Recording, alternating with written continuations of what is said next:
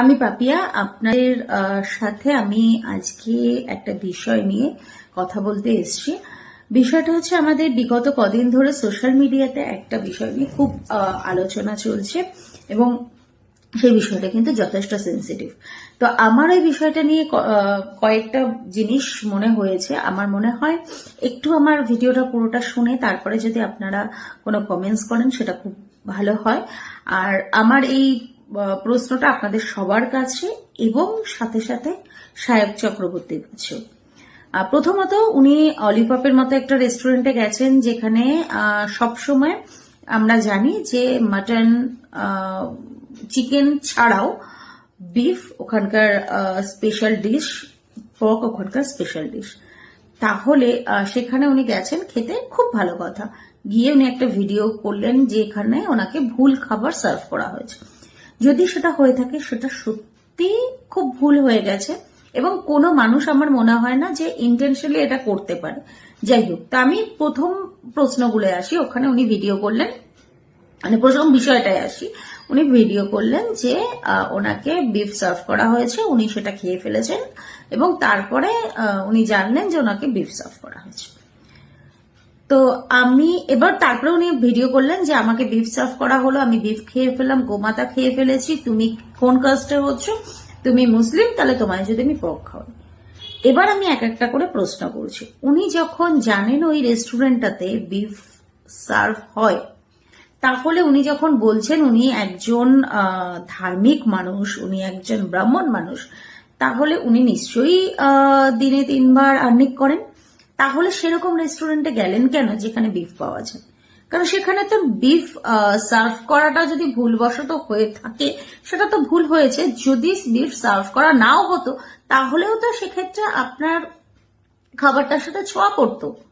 তার কারণ রেস্টুরেন্টগুলোতে যে কড়াইটা, যে হাতাটা ইউজ হয়, সেই কড়াইটার মধ্যে কিন্তু আপনার আগের কাস্টমার হয়তো বিফ চেয়েছে, তাকে সেই হাতাটা বা কড়াইটার মধ্যে বিফটা রান্না করে দিয়ে দেওয়া হয়েছে। পরে আপনি মাটন চেয়েছেন, আপনাকে সেই কড়াইটার মধ্যেই কিন্তু মাটনটা রান্না করে দেওয়া হয়েছে। তাহলে কিন্তু ইনডাইরেক্টলি ভাবে বিফের ছোঁয়াটা কিন্তু লেগেই গেছে। আমরা হিন্দুরা যারা আছি, আমার মনে হয় আমরা যারা আঁশ বা নিরামিষ, মানে ভেজ এবং নন ভেজ ব্যাপারটাকে দেখি। হ্যাঁ, কথার মাঝখানে একটা কল চলে এসেছিল, তাই। আচ্ছা, ভেজ এবং নিরামিষ, ভেজ এবং ননভেজ ব্যাপারটাকে দেখি, তখন আমরা কিন্তু জানি যে আমরা এটা এবং দেখেও অভ্যস্ত যে যেগুলো রোড সাইডের রেস্টুরেন্ট হয় বা রেস্টুরেন্টগুলোতে যেটার মধ্যে ভেজ বানাচ্ছে সেটার মধ্যেই ননভেজ বানাচ্ছে, আবার সেটার মধ্যে ভেজ বানাচ্ছে, তাহলে সেখানে কিন্তু ছোঁয়াটা লাগছে। তাহলে যদি আপনার মধ্যে এতটাই ধার্মিকতা নিয়ে ব্যাপারটা থাকে, তাহলে আপনি সেই রেস্টুরেন্টে যাওয়া মানে ইনডাইরেক্টলি তো সেই আপনাকে যদি ঠিক সার্ভটাও করা হতো বা হয়েছে বা হয়নি, আমি সেটার মধ্যে যাচ্ছি না। প্রথম প্রসঙ্গ হচ্ছে, আমি যেটা বলতে চাইছি, আপনাকে যদি খাবারটা মাটনই দেওয়া হতো, আপনার বক্তব্য দেওয়া হয়নি, যদি দেওয়া হতো, আপনি তো ইনডাইরেক্টলি সেই বিফ যেটা ছিল বিফের ছোঁয়াটাই খেতেন। তাহলে কি সেক্ষেত্রে আপনার ধর্ম যেত না? এক। দ্বিতীয় নম্বর প্রসঙ্গ হচ্ছে, আপনি বলেছেন যে আপনি হিন্দু ব্রাহ্মণ, তো আপনার সেই জায়গায় ধর্ম নিয়ে আরো একটা জিনিস জানা উচিত। আমাদের কিন্তু হিন্দু ধর্মে হালালটা নেই। তাহলে হালালটা কিন্তু যে কোনো মুসলিম রেস্টুরেন্টে আমরা চিকেন বা মাটন যেটাই খাই সেটা কিন্তু হালালের মাধ্যমে খাওয়া হয়। তাহলে আপনার যদি এতটাই ধার্মিক ব্যাপারটা নিয়ে থাকে, তাহলে আপনি কোনো মুসলিম রেস্টুরেন্টে গিয়ে কেন খাবার খাবেন? আমার মনে হয় এটাও মানুষের একটু ভাবা উচিত। কারণ মুসলিম রেস্টুরেন্টে যে কোনো কিছুকে হালালের মাধ্যমে কাটা হয়, তাহলে সেখানে গিয়ে খাবারটা খাওয়া মানেও তো ইনডাইরেক্টলি আপনি ধর্মটাকে ওই করছেন। আপনার কাছে যদি ধর্মটা, তাহলে কি এটা কোনো স্টার্ন বা সমাজের মুখে নিজেকে তুলে রাখার জন্য বা নিজেকে সবসময় চর্চায় রাখার জন্য ব্যাপারটা কি? কারণ আপনি যখন অন্য রেস্টুরেন্টে গিয়ে মানে খাচ্ছেন, তখন তো এই প্রসঙ্গ করছেন না আমি হালালের খাবার খেয়ে ফেলেছি, আমার ধর্ম চলে গেছে। কেন? আর যেখানে একটা মানুষ ভুল খাবার সার্ভ করে ফেলেন, যদি সে করে থাকেন ভুলবশত, সেটা ইন্টেনশনালি আমার মনে হয় না কোনো রেস্টুরেন্টে এই জিনিসটা করবে। কারণ সেই রেস্টুরেন্টগুলো তো আজকের থেকে রেস্টুরেন্ট নয়, বহু বছরের রেস্টুরেন্ট। ইন্টেনশনালি আমার মনে হয় না এটা কখনোই কোনো সুস্থ মানুষ, সুস্থ সমাজে সেই জিনিসটা হতে পারে। ভুলবশত হয়ে যেতে পারে, বাট সেটাকে খুব সুন্দরভাবে তো ম্যানেজ করা যেত বা কন্ট্রোল করা যেত। সেটাকে এমন ভাবে পাবলিসিটি করা হলো যেটা নিয়ে এখন সমাজের যে দ্বন্দ্বটা চলছে, এই দ্বন্দ্বটা কি ঠিক হলো? হিন্দু মুসলিম এই জিনিসটা আজকের দিনে দাঁড়িয়ে থেকে মানে আজকে নর্মালি আমার মনে হয় যখন আমাদের কারো শরীর খারাপ হয়, কোনো কিছু হয়, তো সেই জায়গায় দাঁড়িয়ে থেকে আমরা কি জাতির ভেদাভেদ করি? শরীর খারাপের সময় আমরা যখন কোনো ডাক্তার দেখাতে যাই, আমরা কি মুসলিম ডক্টরের কাছে যাই না?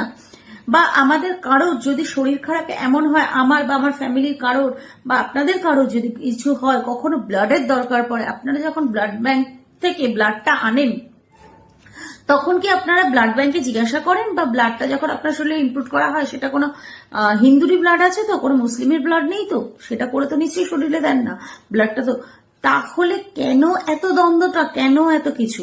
আমার এই প্রসঙ্গগুলোই রয়েছে।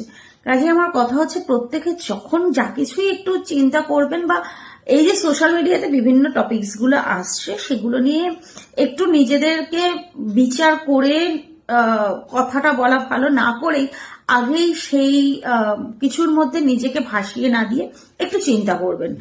আর সেটা আদৌ কি পরিস্থিতিতে বা কিসের জন্য করা হচ্ছে, বা এর পিছনে কোনো কারণ নেই তো, কোনো কিছুর পিছনে কারণটা আছে কিনা সেটাকে জেনে তারপর আমার মনে হয় সেই জিনিসগুলোতে গা ভাসানোটাই সব থেকে ভালো।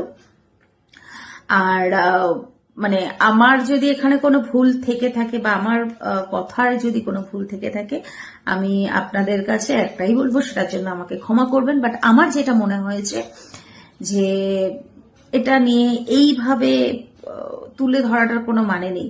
আর যখন উনি সবকিছুতেই ভিডিও করেন, আমি দেখেছি উনি অন্য সময় অন্য অনেক ভিডিও ওনার আছে যেগুলোতে উনি রেস্টুরেন্টে গেছেন খেতে বা কিছু, তাহলে যখন ওনাকে খাবারটা দেওয়া হয়েছে তখনের ভিডিওটা ওনার কাছে নিশ্চয়ই থাকবে। সেই ভিডিওটা উনি তাহলে শেয়ার করলেন না কেন? এখন অবশ্য ওনার সোশ্যাল অ্যাকাউন্টে সেই ভিডিওগুলো নেই, মানে উনি যে ওয়েটারের সাথে ভিডিওটা করেছিলেন সেটা নেই। বাট তার আগে যখন ওনাকে সার্ভ করা হয়েছে, তো উনি কি দেখেও বোঝেননি? উনি কি খেয়েও বোঝেননি? আচ্ছা, দেখে বা খেয়ে আমি সব কটাকেই বাদ দিলাম, কিন্তু মানে উনি তো এটা জানেন যে আমি ওই রেস্টুরেন্টে যাচ্ছি যখন, আমার কিন্তু মাটন আমাকে দেওয়ার পরিপ্রেক্ষিতে কোনো না কোনো ভাবে ওটা তো টাচ হবেই। তাহলে কেন যাওয়া? আর গেলে পরে তারপরে সেটাকে নিয়ে এত কিছু কেন করা? আমার মনে হয় একটু বিচার বিবেচনা করা উচিত।